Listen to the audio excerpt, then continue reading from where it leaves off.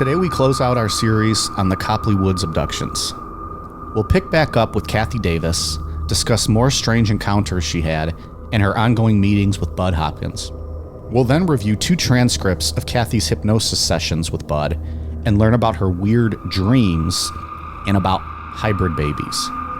Finally, we'll give some final thoughts on what to make of all this. I'm Mike. I'm Ian. And I'm Dave. If you're on the fence about the credibility of alien abductions, stick around. Tonight's episode will likely leave you there, and probably with a lot more questions than answers.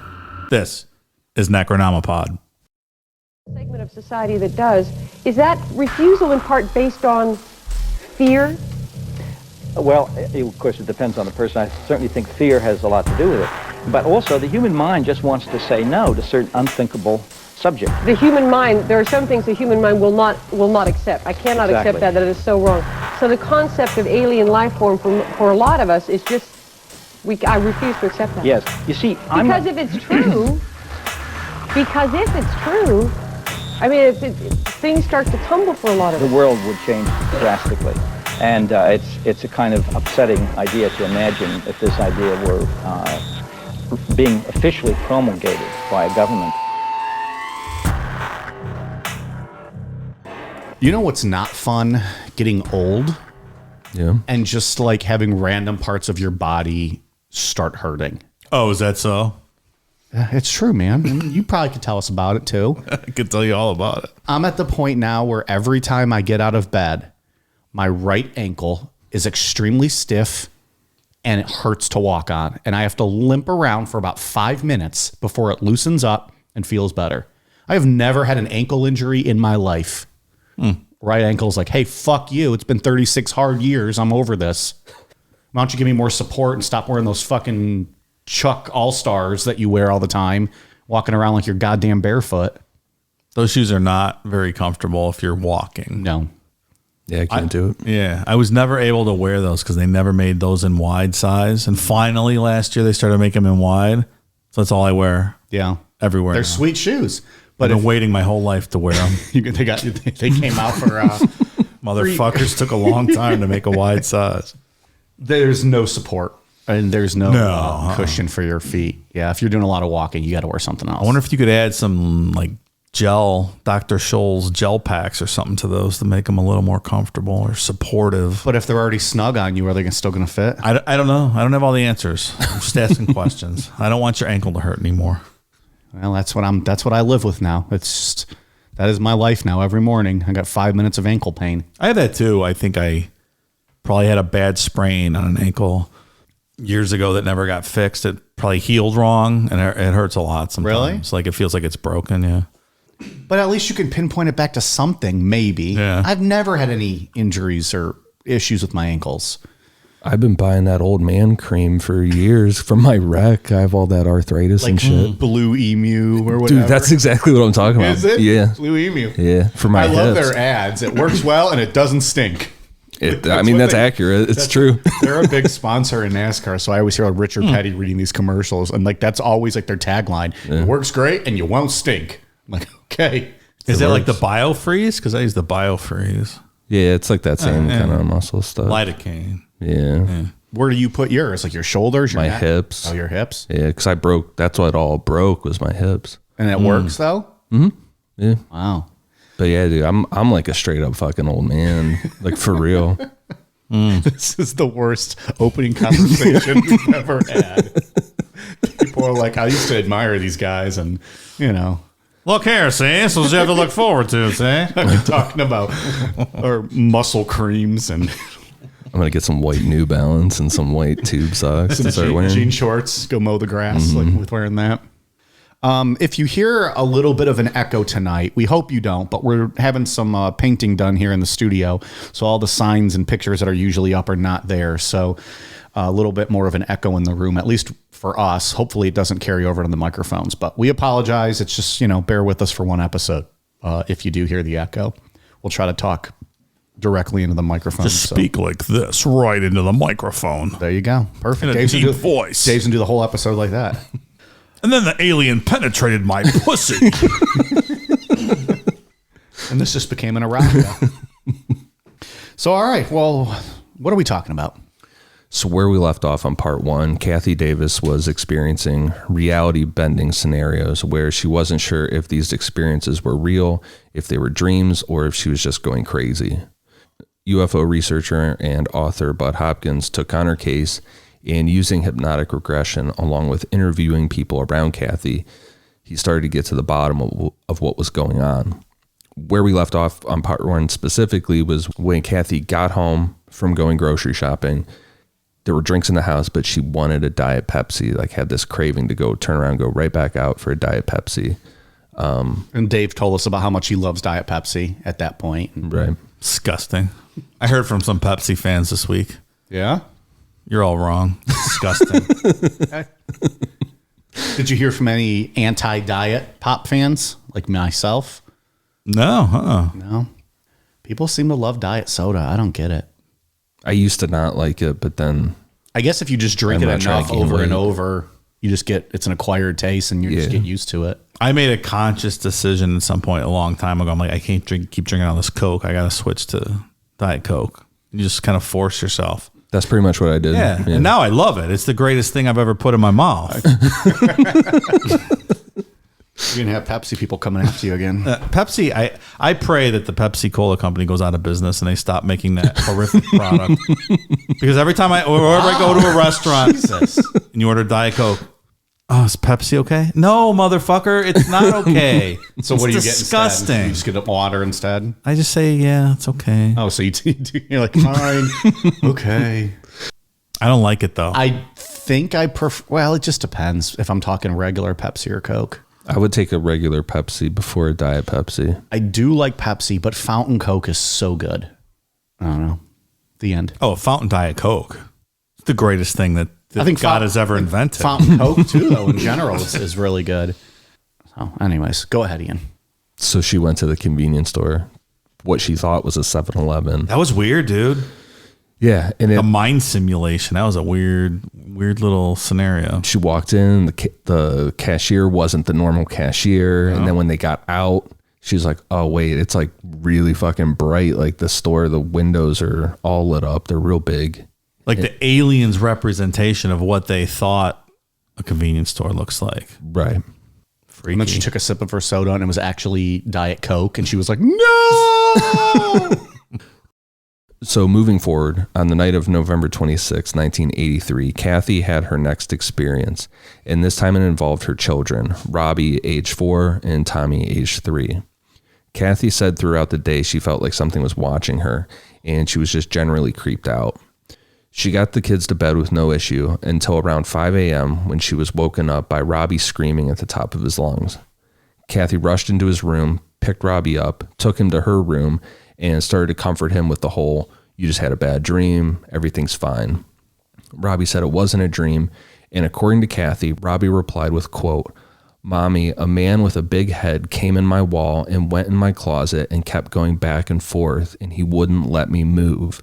He had lights around his head. The man wanted Tommy, and he wouldn't let me move.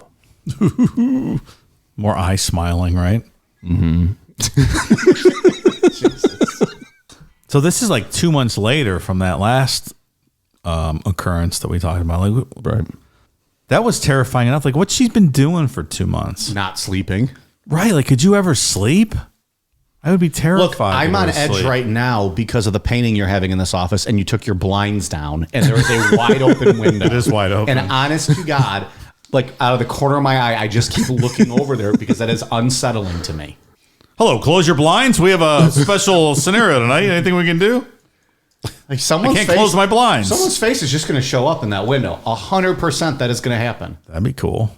Would it? I mean, if it was a black-eyed child, you guys would be like, come the fuck in. Come on in. Stay a while. Put your feet up. This is the part where I was talking about that it sounded like a haunting. Mm-hmm. Like just this being roaming around their house. Terrifying. It's going to come up here in a little bit too. More of this thing just wandering around. I don't know how you could ever be at peace in your own house. I think we talk about After this that. every poltergeist or ghost episode, because that's kind of what this is, like a little mix of alien UFO / like ghost with just this thing like living in their home. Yeah, and that's why I think this one makes the case for ghosts or aliens. It's all the same thing. Which is logical, right? Yeah. That's logical. I think so, at least. And it's also logical, like Dave said, you're not sleeping. No. And that's what Kathie talks about. Like, this disrupted her whole life. Ed Walters had multiple experiences, quote unquote experiences, right. But he would just go back to bed. And that's how you know he's fucking lying. There was a paper mache alien aircraft in his attic, right? Wasn't it the paper plates? Pretty much. The paper plate guy? Yeah. Like he would go out and shoot his shotgun up at the sky and then go right back and hide in the bushes and go right back to bed like nothing happened. Get him next time. Robbie also said that the man with the big head, quote, had an invisible mouth. When Kathie asked him what that meant, Robbie said, quote, because whenever he talked to me, nothing moved. I mean, in all fairness, it could have been a ventriloquist. It could have been. They just broke in their house and was wandering around.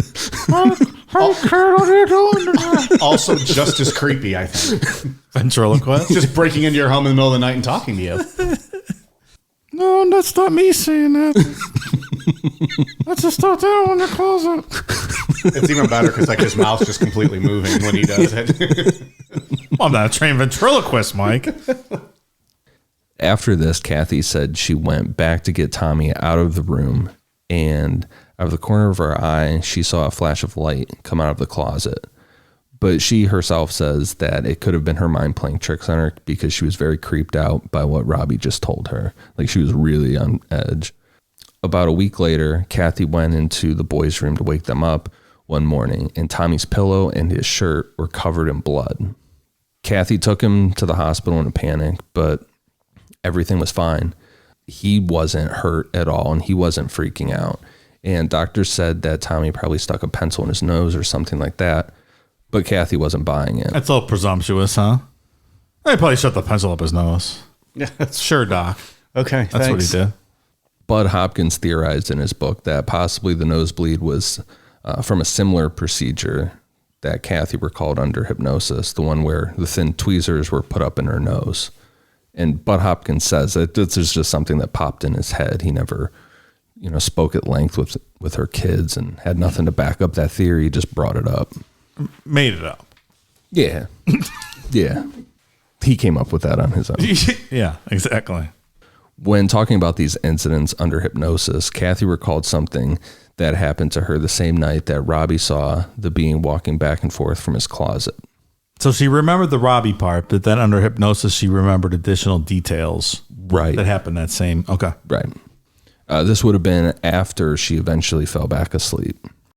During this hypnosis session, Kathie said that she was laying on what she thought was a table, and she always had her eyes closed, or at least a lot of it she had her eyes closed for.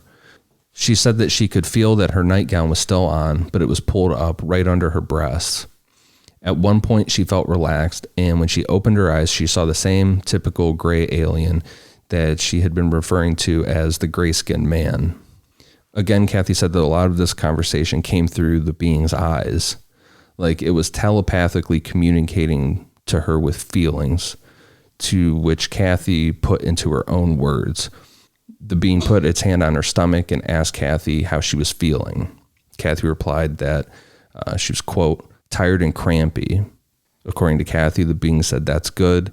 And at that point, another being that looked similar started rubbing her temples, and that's all that Kathie could recall. Is temples the alien word for boobies? The sides of her head. Just clarifying. Sorry to disappoint you, Dave, but I think it's not the case. So, yeah, like when she's saying that the being said, that's good, that's like, it didn't actually say those words, but that's how she interpreted it. Right. How she interpreted feeling. Whatever it was doing. It was like, yep. This would be a good video episode. I think you said the same thing last week. Yeah. You know how many motherfucking people contact us? Well, I'm saying the same thing this week. How about that?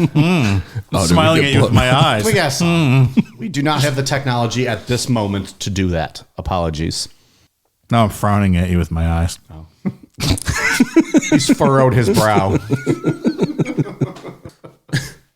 Going back to Kathie's kids, Fast forward a couple years to February 1986. Robbie woke up one night terrified and ran into Kathie's room.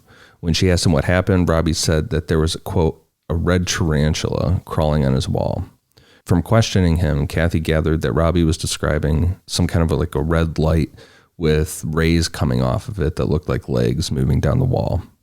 Kathie let Robbie sleep with her, and once he was asleep, she turned on her TV and relaxed. So nothing happened for 3 years? Or nothing she could remember? Right, nothing she could remember. That doesn't really rule out that nothing happened. Meanwhile, she has not slept a single minute in 3 years. She's been wide awake for 1,200 days. Can you imagine? Your eyes just bloodshot. Your life ruined. Seriously, yeah. Yeah, like how do you go about doing anything if this is what you're truly experiencing and or believing you've experienced? Right. I guess it's probably not as bad as you imagine because a lot of this was remembered in like hypnotic regression later. But some of it she remembered enough to scare the fuck out of you. Where it'd be Look, tough again, to stay I in see your one house. fucking face in that window. That's it for me. That is it. Like I'm done. You don't come back. You'll be remote from now on. Probably. And you know where I'll be in my office in my house with my blinds closed.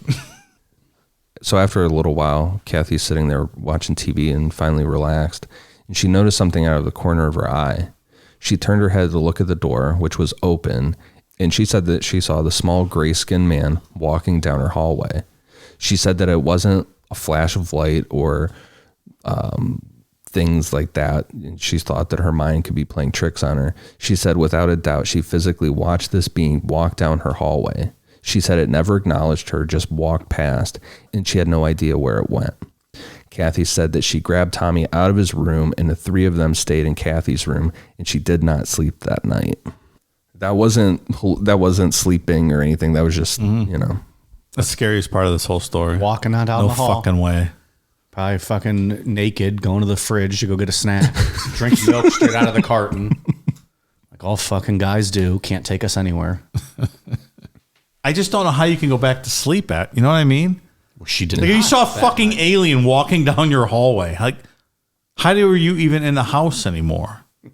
And she talked about that she was low on money at that point because she's still with her mom, you know, in that house. And she wanted to get out of the house, but she didn't have any money to go get a motel or anything. So they just stayed in her room. Oh my God. Did her mother ever see anything?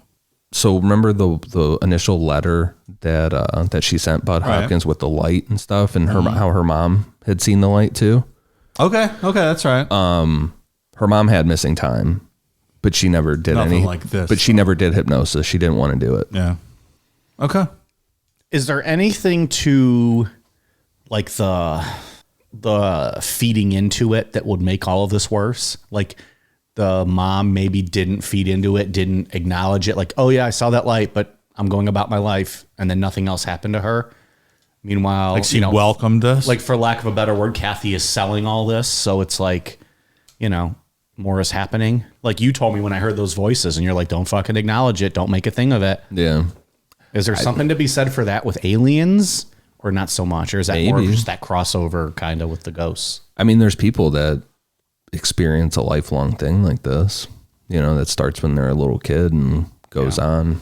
I mean, if they're telling the truth, if that stuff real and that stuff's real, they were marked, you know, for some reason. Right. And I think you have to be open to remembering it too. Yeah. Like she went under hypnosis to remember it. And I think there's probably, if this is real, whatever they use to make you forget this happened probably is effective in varying degrees from person to person. What's that little Men in Black pen, right? Yeah. So maybe it worked better on her mother than it worked on her. Well, that's what we talked about last week. We did get into that. If maybe it's not like just these select people and it's like, why were these people chosen? Maybe it's a lot of people. Just the stuff doesn't work as well on these people. Maybe you have been abducted. Yeah, You maybe. just don't know. It's just like those people who go into surgery and then the anesthesia doesn't work all the way for them and they're claim to be wide awake and feeling everything during their surgery.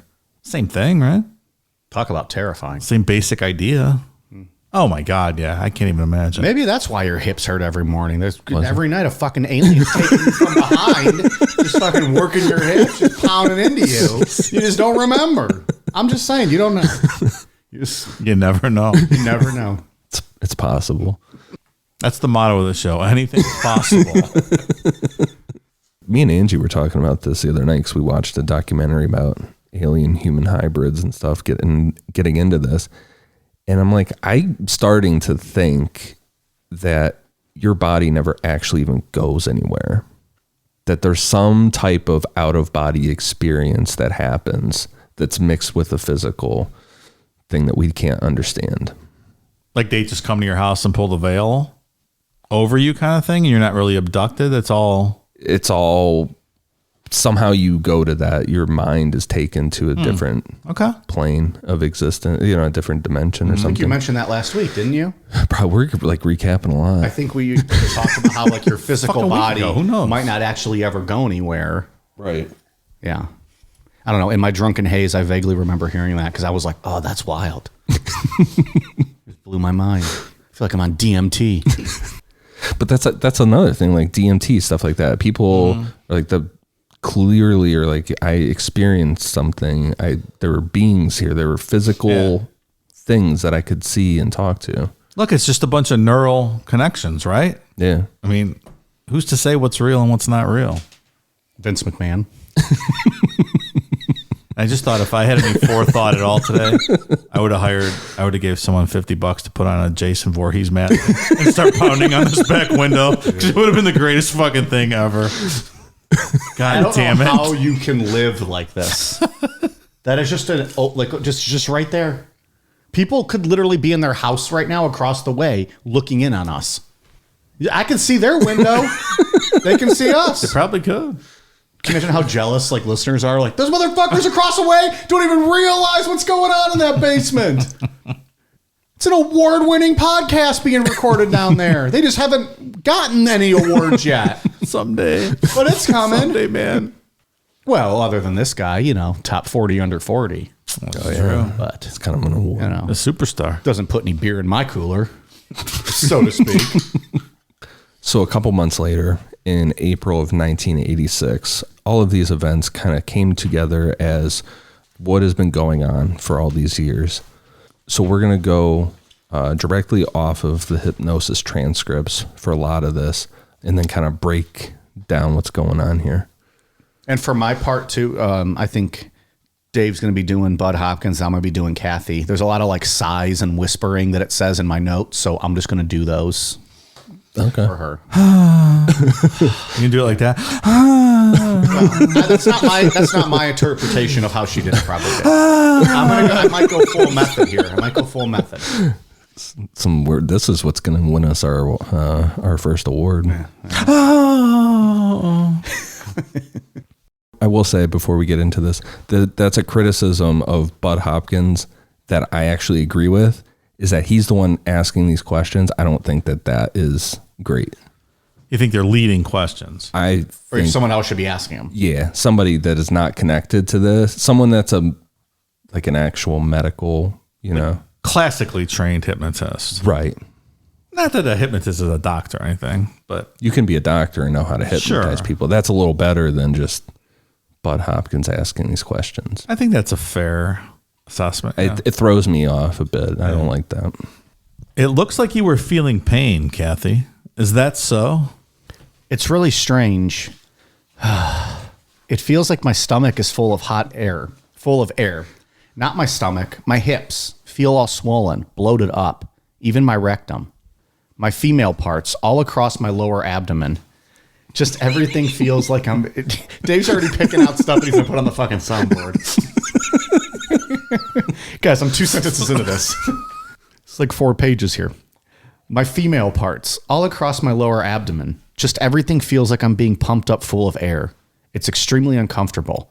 It makes my legs feel kind of weird. And I had been asleep, and I'm feeling really relaxed. And then I start to feel like I'm getting blown up like a balloon, all down on my hips and everything, real far down. And I can't... It's my abdomen down low. Feels really cold. It's strange. Crawly. Crawly? Do you mean being touched or just inside or what? Just prickly. Do you open your eyes to look around? No, because I don't want to. I just want to go to sleep. Do you have any idea, Kathie, what's going on apart from how it feels?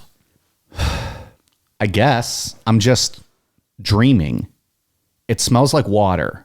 It smells like salt water in here, real strong. It's the only thing I can think of. It smells cold in here. Do you feel that this is taking place in your bedroom? I don't know. I have the cramps. It feels like my insides are moving around, like spasms or something. Doesn't really hurt, but it makes my legs feel kind of cold. I just feel heavy and half numb. Have you ever felt anything like this before, Kathie? No, not quite like this. What would be the closest? When they pulled the tube out of my cesarean scar, but not quite the same. I feel numb, but I feel like I'm puckering at the bottom of my scar. I'm all puckering and it hurts, sort of. In the middle or to one side or where? More to the right, just a shade. Little tiny bit, like a pinch. Just want to go to sleep. What just happened? Oh, well, I just don't have to worry, that's all. How do you know that? I just don't have to worry. I'm all right. Just go back to sleep. Do you say this to yourself? I'm getting used to this. This is nothing. I'm going to be fine. I'm doing good. Very good. Excellent. Are you saying this to yourself or are you saying it to me? It's just there. When you told me about the dream, you said there was a part when you opened your eyes. I already did. What did you see? I didn't. What did you see, Kathie? Just a smile. Just a smile? I couldn't see very well. But you said something about a smile. I think that's what it felt like. Like you were smiling or someone was smiling at you? He was smiling at me. Well, that's different. There's some of those questions I have an issue with. It's a little leading. Yeah, for sure. When he's asking her, what's the closest thing that this feels like? Mm-hmm. Like, have you ever felt anything like this before shouldn't be asked, I don't think. She had given birth. I agree. Several times already. I'd like to get a hold of one of Mike's college sluts and hypnotize her and ask her some questions. I think it'd be really entertaining. I have never referred to any of my past conquests as a slut. I apologize. That's lovely young That's woman. a pejorative term that I did not mean to use in that fashion. Any of your college acquaintances? Sorry, Mike. I mean, I don't know if you want to, hypnotize them and then watch them have a real life orgasm in front of you. Go for it, pal. All right. I'm putting out the call. If any of you gals would like to be hypnotized, It's going to be just like Howard Stern with the subwoofer when you're getting her going. After this session, Bud Hopkins reached out to Dr. John Berger, who was the director of gynecology at Perth Amboy Hospital in New Jersey. Bud let Dr. Berger listen to the hypnosis tapes and asked him if anything Kathie was describing would be similar to procedures that we know of. On part one, we talked about Kathie having the large needle put into her belly button, just like Betty Hill and Betty Andreessen had done. Dr. Berger explained that the needle and the feelings of air, like being blown up, are on pace with procedures where a woman would have ova removed and fertilized outside their uterus and put back inside for an eventual normal birth. And Dr. Berger straight up says, in short, quote, test tube babies. It's a bit of a stretch, I think. I don't know. I prefer the old-fashioned way of just alien fucking when it comes to interspecies breeding like that. Like they did Barney Hill. Like they did. Sort of. I mean, like we detail in our Paranormal Erotica series, available in the archives at patreon.com/necronomopod. Wow, you're stealing all my shit right there. So Dr. Berger is insinuating that they're just using her to create their hybrid type babies. I don't know if he's insinuating that. I think Bud's leading him with, hey, does this rather interesting description of what this woman's feeling sound vaguely familiar to anything you might be familiar with in the gynecology department at the hospital? Does Bud have an agenda here then? Is that what we're getting at? I don't think so, me personally. I don't think so. I just don't think that Bud should have been asking those questions. I don't think that you could have somebody that really is into UFOs and really wants to prove it be the one asking It questions. should be a disinterested third party. It certainly doing hurts the these. legitimacy of it. I think it does. Just like Betty Hill and Barney Hill, Betty and Dreesen as well.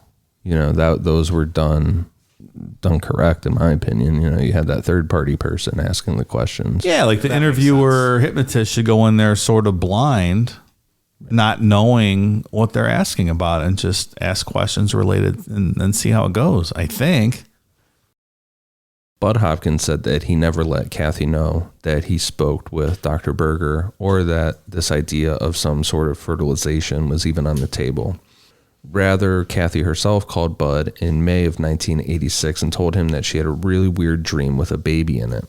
She couldn't really remember anything about the dream, but Bud made note of it to talk to her about it during her next hypnotic regression session.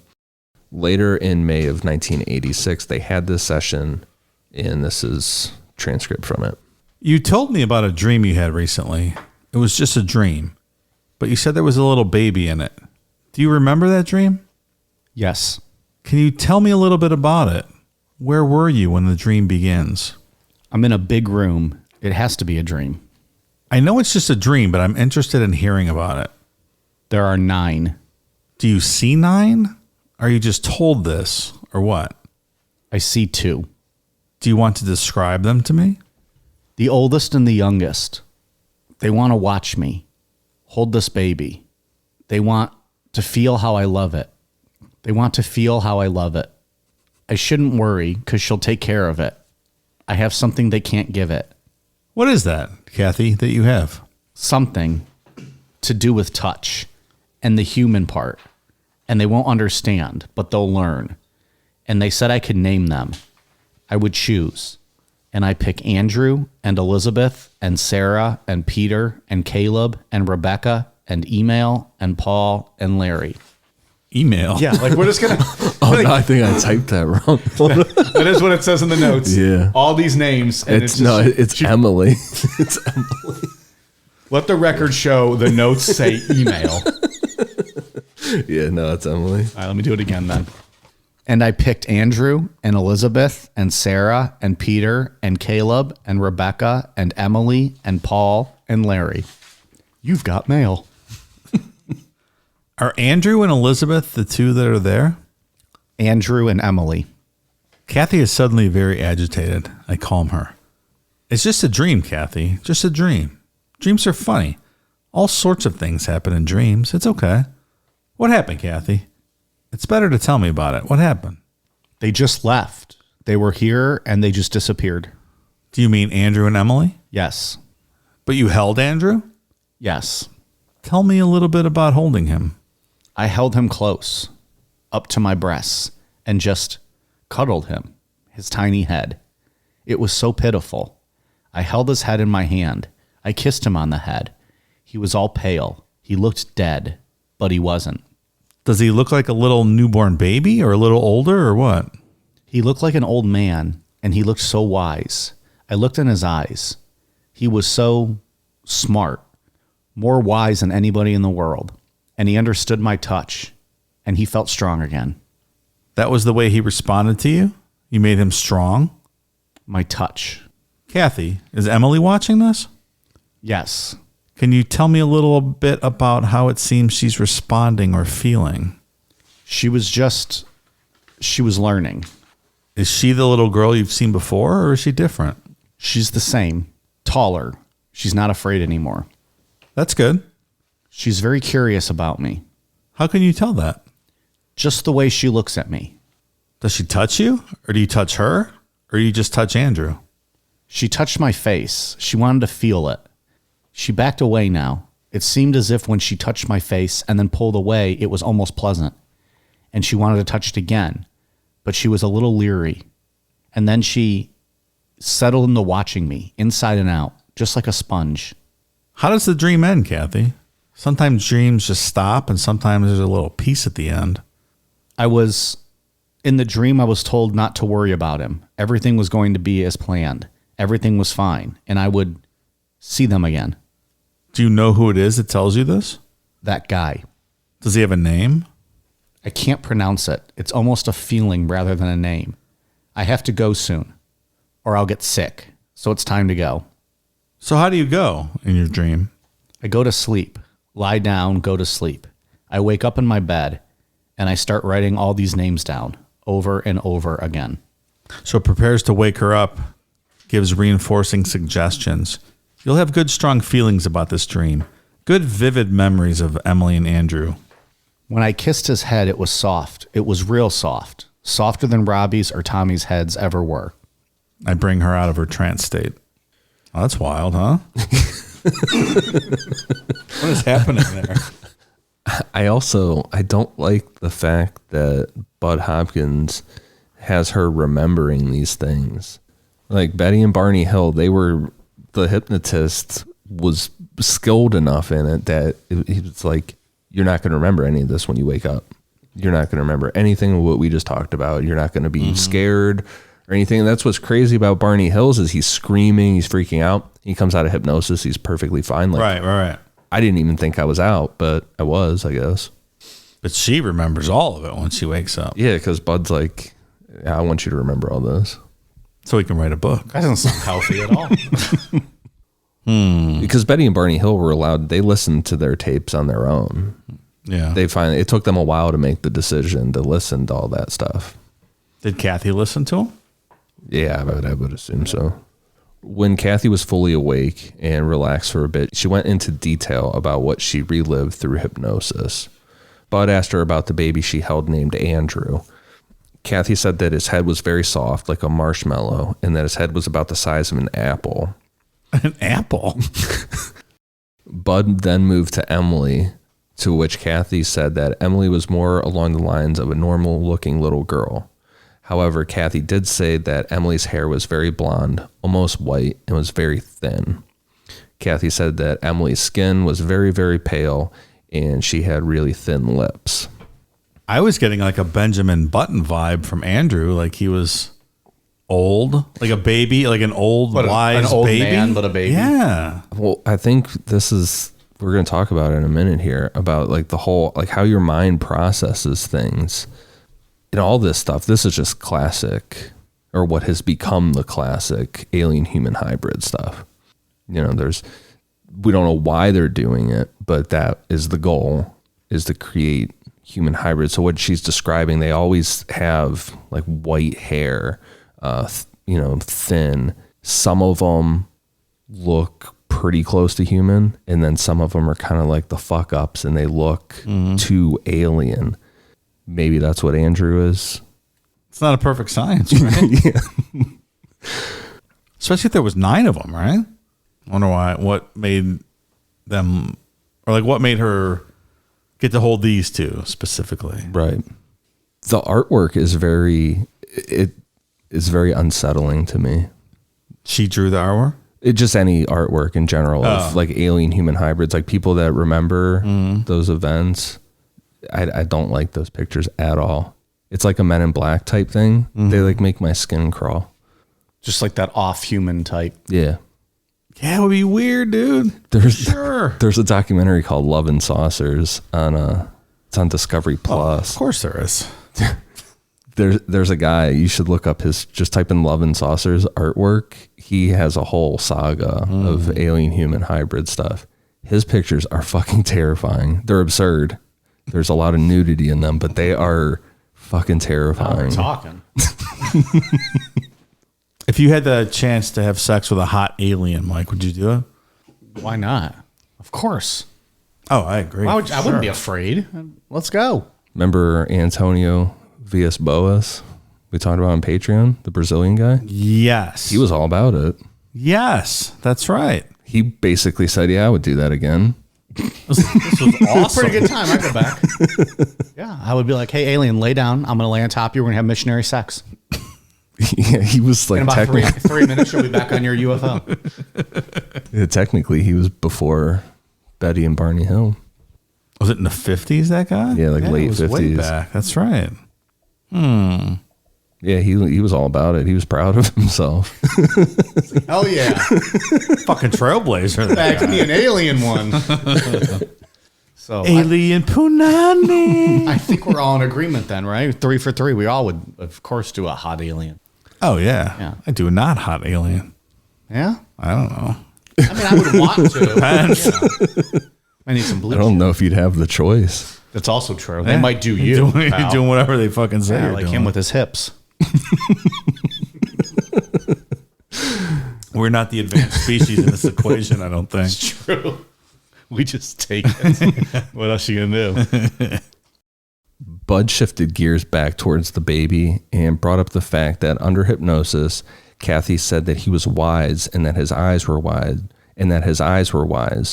but also threw in a question asking Kathie if Emily's eyes were like Andrew's. Kathie responded to Bud saying, quote, "No, they were darker, bigger, darker, kind of purplish brown, kind of a purpley color, yet there was something more there.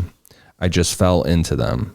It's hard to describe. It's like the whole world was in this little baby's eyes. It was like God. He knew what I felt. He just knew. I can't describe it. It was so intense, so euphoric or something." So this is what we were talking about with like how your mind processes things. She's talking about this baby, how smart and, perfect it is. Everything's amazing about this baby. But at the same time, during hypnosis, she called it pitiful. Bud Hopkins investigated other cases where similar language was used when women were shown these what you would assume are alien human hybrid babies or children. Bud references at least 3 other cases similar to Kathie's where women talk about these babies with amazing eyes that they get lost in the sense of love and overwhelming good feelings, but at the same time disgust, with words like pitiful being thrown around a lot during hypnosis, right alongside all the loving words. Like, it's like the subconscious or your conscious is pushing through telling these women that this isn't right, or you should be scared, or it's not natural. So like your conscious mind loves this kid. He's my kid. Of course, that's how you're supposed to feel. It's beautiful. But your subconscious mind is like, yeah, it's a fucking alien hybrid. Yeah. This is gross. It's not the greatest thing. It's pitiful. Pitiful is an interesting word to use in this scenario. It really is. Well, it's a head the size of an apple. That is pitiful, right? Like, just like, aw. A head the size of an apple is not great. Unless all the aliens have the head the size of an apple. But based on those drawings, they don't. Maybe they start that way and then they grow into like those big ass, Like they hit puberty like and they gray have a noggins, big, like that. big gray head. Okay. Maybe. It's like the season of learning when their big giant fucking alien brain grows and they know everything. How to impregnate human women. Might be exactly how it works. We don't know. So we talked about in part 1 that Kathie's real name is Debbie Jordan Cobble. She came out, relatively quickly after the book came out. There's a TV appearance with her and Bud Hopkins. She also wrote her own book called Extraordinary Contact: A Life Beyond Intruders. I was watching her on a YouTube live video. It was like 3 days ago on UFO Man. She was speaking to Tim, the UFO Man. UFO Man's an interesting fellow. Is that his own YouTube channel then, I'm assuming? I guess, yeah. They were like streaming live. UFO Man. She'll do just about anything. Yeah, that's the impression I got. I did learn that she was a member of Mensa, though.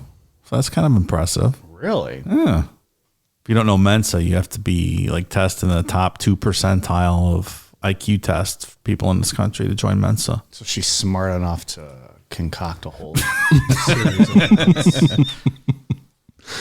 I was just passing that along. I'm not passing any judgment. Reach the level of fame where you can be on a live YouTube with UFO Man. Hello, I'm UFO Man. He's like, I'm UFO Man. It's not great. I don't even know what part of those impressions he actually sounds like that you just did, but both of them repulsed me so much that I will never search him. I feel bad. We're just running down UFO Man. He might be a swell guy. I don't know. You were shitting on this guy's fucking Barry. Sorry, pal. He's just like has a fun hobby. He's living his dream. That's true. Here we are, just fucking taking a dump on this guy's chest. Like, well, we call it a Cleveland steamer around here. Look, to be fair, I didn't watch the whole thing. I skimmed a few minutes of it because I thought it was interesting, but it was like 2 hours long. I wasn't watching UFO Man for 2 hours. We save that for Ian. That's right. Ian wants UFO Man when he gets fucking high. Ian is UFO Man. When he gets fucking high at 2 a.m. and he's like, I've been watching this for 2 hours now. This is what I'm going to do. Maybe I need to battle this dude for the term or for the title of UFO man. Challenge him for his name. Like, I'm UFO man. No, I'm UFO man. It's a nerd off. So I don't know. Her website talks about, she brings up poltergeist and stuff. Her story seems to have turned into this big saga, like Betty and Dreesen's. I don't think there's no money here. That's like the real big misconception a lot of times with UFO stuff is that there's all this money involved. Like from where? No one's paying for that. I think UFO man's not paying her beyond that. I think part of the problem with that is Ed Walters. Ed Walters did get money from his story. Ed Walters was even on Oprah and stuff. Like he kind of, he was making some money on that. And then it came out, his paper mache bullshit in his attic. So that he really hurt stuff with that, I think. I think it depends on the scenario. Like Whitley Strieber got the communion book published and all that, and he made some bucks from it. But yeah, it all depends, how you work the angles. And if you believe what Whitley Strieber completely, like he, the way he tells it, he's like just fucked up his whole life by writing that book and coming forward with it because his wife divorced him and all this shit. Yeah. So, because I believe in the UFO abduction, that whole phenomena, I believe her initial story. I do believe in all this stuff, like the human hybrid stuff. I do believe in that. I just think it took a turn somewhere here where it turned into this saga that I don't necessarily believe. You think she embellished it? Yeah. She started getting involved with Bud more to kind of enhance what actually happened. I just think the basis is real. Like this is all like really wild shit that we've talked about the past 2 weeks. So maybe the part that she initially wrote the letter about out in her backyard, kind of all that really happened. But then when she started with the hypnosis with Bud, she started embellishing. I think afterwards, when she's, like I said, talking about like poltergeists and. Okay. So you believe everything we went over is real and happened? Yeah. Okay. Yeah, I believe her whole account is real. I just think the afterwards doesn't look great. And I do think that there is a strong possibility that some of that could have been implanted by Bud asking those leading questions. Yeah. Look, fame goes to your head sometimes. Just look at Mike Nalapod over here. Yeah, I mean, you necessarily don't have to be making millions of dollars to get an ego about yourself and just absolutely not like to talk to people. UFO man next week. I think that's. I was saving to the end, but since you kind of touched on it, my thought throughout all this was, I think Kathie believes everything she's saying. I don't know if it actually happened, but I don't think she's lying or misleading anybody. Now, maybe part of that is because Bud, kind of led her to think some of that stuff. But that was my thought kind of coming into this week, was that I don't think she's openly being dishonest. I think she believes that this happened. My thing with the whole alien human hybrid stuff is that, like, I believe in alien abductions, just the possibility of it. So every abduction that you ever talk about, there is some type of sexual thing going on where they're taking samples and things. So what are they taking them for? And then all that comes in. If you, like, I feel like I'm almost forced to believe in alien human hybrids because they have to be doing something with all that stuff. That's the logical conclusion to Right. what the stories detail. Sure. I don't find any evidence to disprove what she's saying. That's kind of what I don't know. She seems like a credible witness. I do find some of these questions leading. Yeah. And I look back to the whole satanic panic, hypnotic regression stuff, and I don't know. This seems at least to be in the same neighborhood. This is not great hypnosis. Yeah, when you're leading people down a path and suggesting things to them. I mean, we all know, those implanted memories in the 80s, and people went to prison and people, discovered they had been, their parents were in a satanic cult and had been raping them since they were 2 years old and things like that. And it just wasn't true. It was all implanted. So I don't know. Is there any of that here? I don't know. I think there's a strong case to make that it is, like this isn't, I'll say this is not the UFO or the like alien abduction case that I'll, die on that hill for. Sure. Like I'm not like 100% like I will fight and argue over this case or anything like that. I think the initial letter she sent to him, I don't know that she had an agenda or anything. I think that's probably pretty believable. Yeah. I think probably it's possible some of the stuff was embellished in these hypnotic sessions based on where he was leading her with these questions. I think something happened. I don't know if it all happened. He got our shit face beforehand, right? I mean, they went through a handle of Tito's is what I had read, and my sources had told me. So that probably didn't. Yeah, I think the initial letter's credible. I think. I don't know. If anything, it's fucking terrifying. It's very scary. Like, this is not a happy alien abduction thing. Like, Betty and Dreesen was having a blast. Right. I think hers was that she thought they were angels the whole time. Like, she never really interpreted them. I'm going to see Jesus. She just, like, all this shit's happening. She just didn't get it. She was like, oh, okay. She loved it. But Jesus is in the next room. Hallelujah. Like, this is fucking scary. The book Intruders is scary to read, especially when you smoked a bunch of weed and you're chilling at night reading it.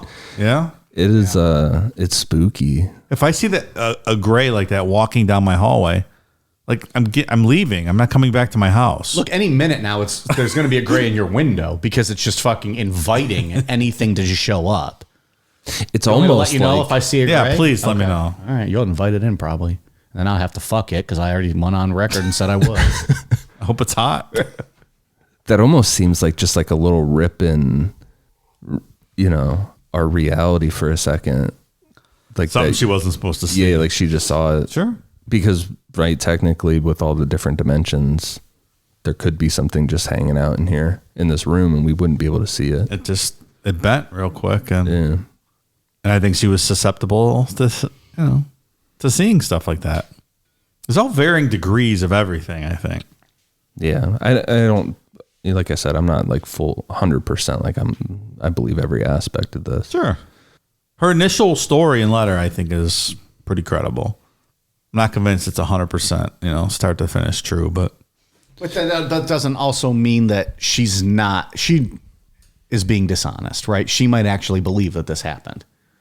Yeah, like if someone we say, we don't believe. Sure, if your hypnotist is planting these memories in your head, right? And to me, that makes a huge difference when we do these stories to the people who we think are just leading us on and trying to make a buck or trying to get their name out there, as opposed to she thinks this actually happened. Okay, I don't think Bud Hopkins was trying to do anything negative here, or like trick anybody, or he was a true believer, sure, yeah. and but maybe skewed towards the path he wanted this to go down. But he also wasn't trained to do some of that stuff, right? Self-taught hypnotist, right? Yeah. That's that's a different thing, It's not J. Allen Hynek, picking out a hypnotist that doesn't have anything to do with, so it's problematic, right? Where do you go? Hypnotists are us for that. I think so. Buy one. Mm-hmm. Yeah.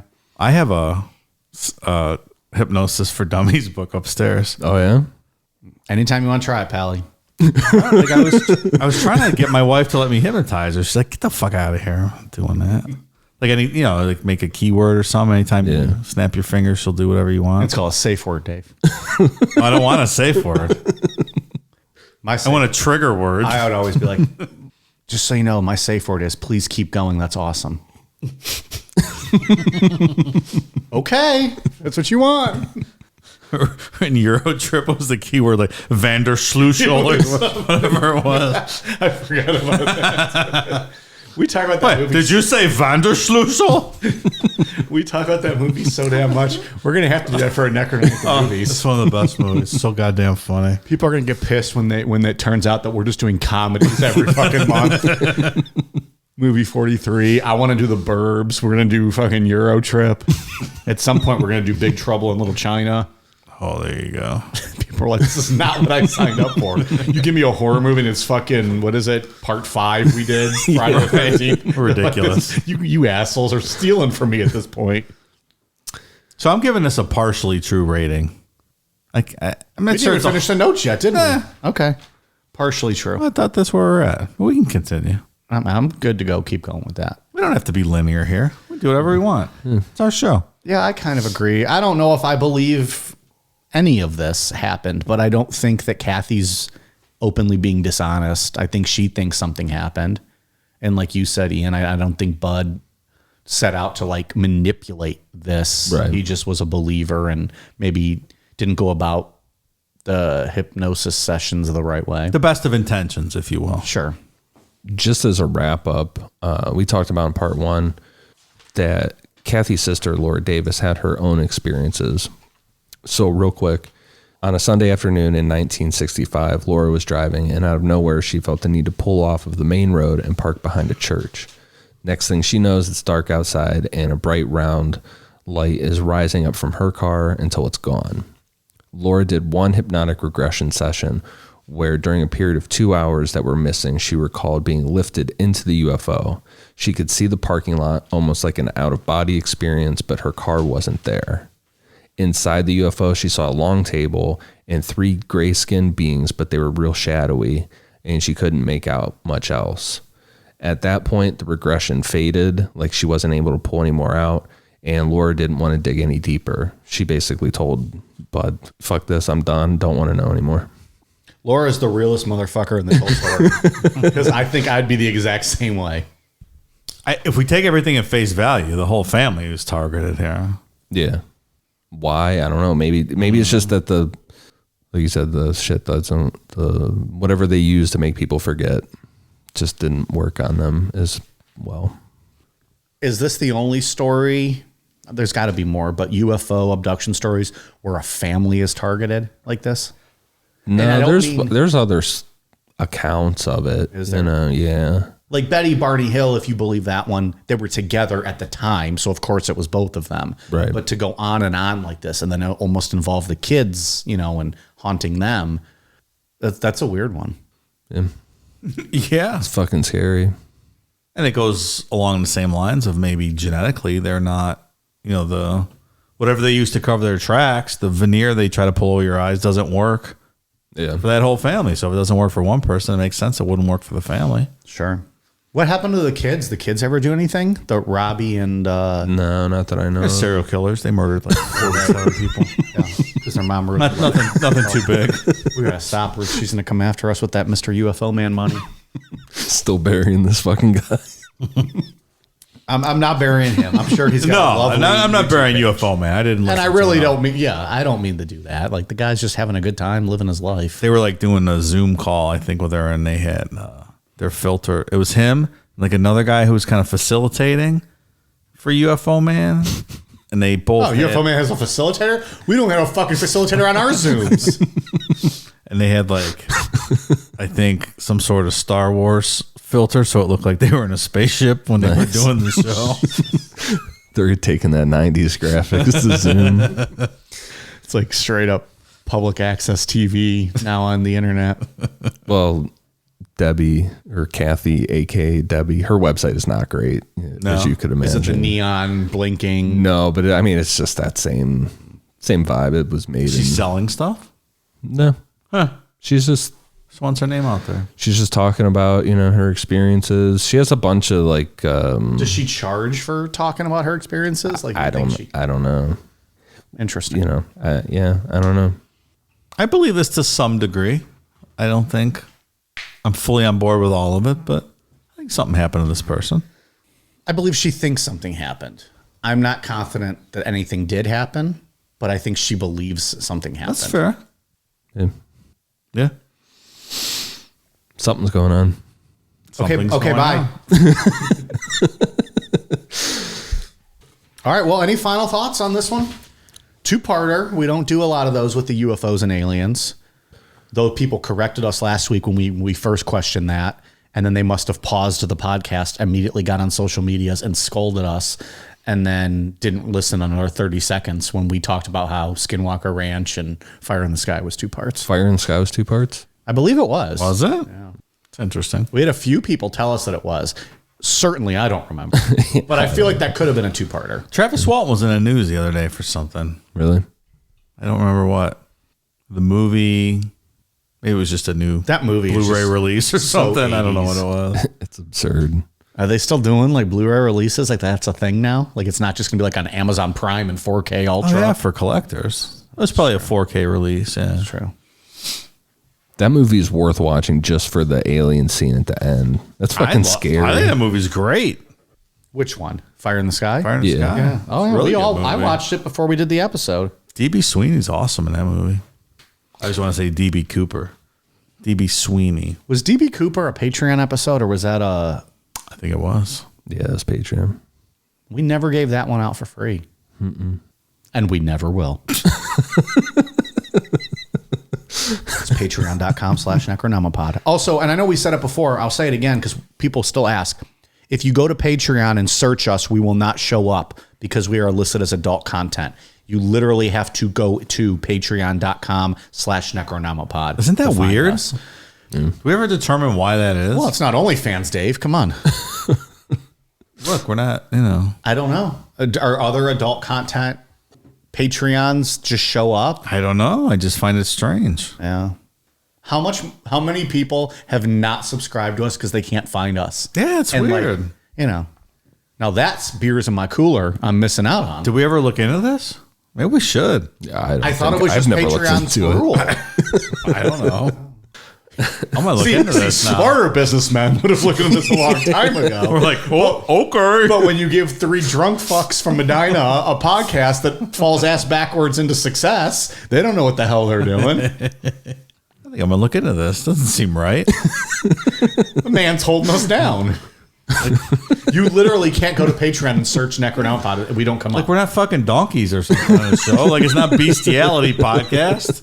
It's a couple of potty words. Stop it. Maybe they gave like one of their interns, are like, all right, just go grab a quick sample and see what you think. And it was like, you know, the worst of the worst. And I'm calling, you know, Betty Hill a crack whore or something. And Or when we were talking about how if you'd fuck a dog, it would have to be a golden retriever. Oh yeah, That was a very weird conversation one time. and I assure you, I did not start that conversation. But I was the only one with enough balls to answer that question. God, that was like 3 years ago, wasn't it? That was back when I still was like, no one's going to fucking listen to this.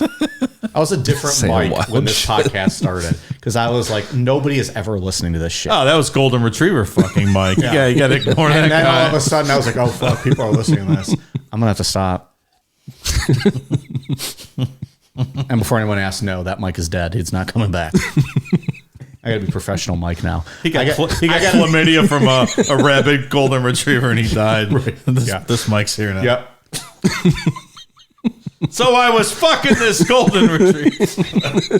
What episode were we on? And how the fuck did we get to I have that? no idea. Oh my goodness. That was like in our infancy. Yeah, I get scared to even. I'd be scared to listen to any of that now. Yep. I don't want any part of that. I mean, I don't even listen now to these shows, but I don't want to hear any of that past stuff for sure. I 100% didn't take it seriously back then. 100%. I was legit just getting drunk with my buddies and it was like, this will be over soon. And just, you know, then I would come over and we'll watch wrestling. And I'm like, oh, fuck, this is like a thing. People are listening. I better shut up. All right. We got the people who actually did find us on Patreon signed up this month. We got some new patrons. Thank you very much to Ron Jambo, Ben from Black Beach, Unica Olmos, Rochelle Korn, Alexis Bunch, John Long, JM, Ken Tift, Christy, Andrea Runnels, Alan Winterly, Tony Steve, Kinga Simiega, Marissa, Aaron Bratu, T. Wack, Stephanie Billieu, Mr. Muggs, Cucks, Mike Bojensberger, Mrs. Jones, Christopher Arnold, Stephanie Curtis, Amanda Keaton, Nutsack, Jack Stelter, Biggest Dickus, Ryan B. Squared, Zaman Trumbo, Shrimpin, Chris Van Wegen, Cliff Paquette, Wilma Dicklift, Gregory Leopold, Blake Sloan, Melissa Dayton, Hope Brownhill, Chris Bruchett, Robin Kimma, Christopher Knight, Robin Kaima, I'm sorry. Christopher Knight, Let's Hug with Shirts Off. Alex Nagley, Joshua Lignoski. Thank you all very much. We are at patreon.com/necronomipod. Apologize for that delay. The Let's Hug with Shirts Off came out like with all those little weird symbols and stuff. So I was trying to figure out what he was saying. Anyways, thank you all very much. Patreon.com/necronomipod. Ian, what do you got? For iTunes, I have one for Antonic 33, TC 32374, SCMBBY 666. Yeah. Kingman BG. Mark versus Food. Do you want to address Mark versus Food? I saw the Mark versus Food review, and it was a very nice review, although it was only 2 stars, so I don't know if Motherfucker tapped the wrong button, I think. If Mark versus Food is unfamiliar with how to hit the 5-star button and accidentally hit the 2-star, but it seemed, based on my interpretation of the words included in his review, that he would have meant to hit the 5-star button, not the 2-star button. Mark, if you're out there, you can update this status and go back in there and hit the 5-star, if indeed that is what you intended to do. Or it's just the nicest 2-star review we've ever had. That would be hilarious if it was meant to be a 2-star. He's like, no. You guys are 2 out of 5. But, You're good, but you're not. You're 2s. Can you imagine what he would write for a 5-star? That'd be the most glowing review of all time. That was entertaining, though. Thanks, Mark. Logan Gillum, Rip Jade 0309, and Chase DC 93. Thank you guys for the awesome reviews. Samantha Loves Dave didn't submit a new review this week. Guess not. Okay, let's check it. Have you got anything? Nah, I just wanted to. You already roasted. I want to roast Mark for his inability to hit the 5-star button, but whatever you want to do, buddy. Maybe he stands by that. Who knows? Maybe he does. We'll see Maybe where it's we what he end up. intended to do. I don't know. You might be shouting him out next week saying, "Hey, thanks, pal." Thanks for the 1-star, Mark. You fuck. The other way. You gotta go the other way. Right. We are on Twitter, Facebook, Instagram, YouTube at Necronomipod, Amazon.com. Search Necronomipod for all of our merch. Necronomipod.com. We have stickers still available. And as we said 100 times this show, patreon.com/Necronomipod. Appreciate you guys listening. All right, you guys ready for a cool down beer? Cheers.